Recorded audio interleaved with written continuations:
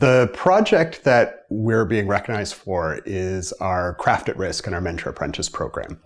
And this stems from the fact that a lot of our living traditions are in a state of threat. People aren't quite passing along their craft and knowledge skills in the way that they once did. So the Craft at Risk program was intended to kind of take a bit of a snapshot of what was maybe at risk of being lost, and then to try and find measures to safeguard those traditions and ensure that they got passed along to the next generation. I think the recognition that comes with this will help valorize some of these traditions. I think it will show producers that their skills are important. One of the things that I run into all the time when I'm talking to practitioners of old crafts or old skills or old bodies of knowledge is, oh, no one really cares. No one needs to know about this old stuff. People tend to devalue the importance that their knowledge has. So awards like this really bring a focus to some of those things, and I hope will encourage people to take pride in those things that they carry forward. I think it's very important for the public to engage with history in this way, because often people feel that history is something that other people are responsible for. And people feel that their own experiences, their own personal, family, community histories are somehow less important than the big picture stories. We really want people to be active participants in their own heritage. We want them to feel that their skills and knowledge are worth carrying on.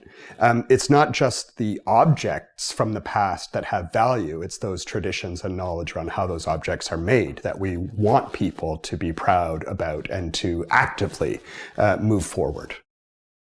There was 55 skills listed in the Craft at Risk list. Some of the ones who ended up with mentor-apprentice pairs were running birch brooms, boat building, weaving was a big one. There was 3 weaving pairs, and we also did a weaving course in southern Labrador.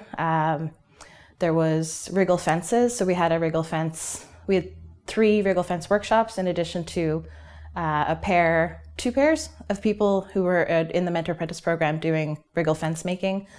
So really very specific kind of traditional skills that range from smaller textile things to like larger building, dry stone walling. So kind of all over the place, but just traditional skills and how they impact our communities. Yeah.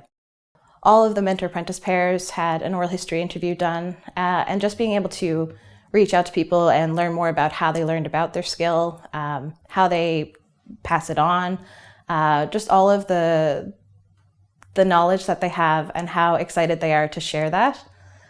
We had a lot of great mentor-apprentice pairs and as well as instructors for different training activities, and just being able to see those people get excited about people wanting to learn about their particular skill, that was, I think, the most exciting part.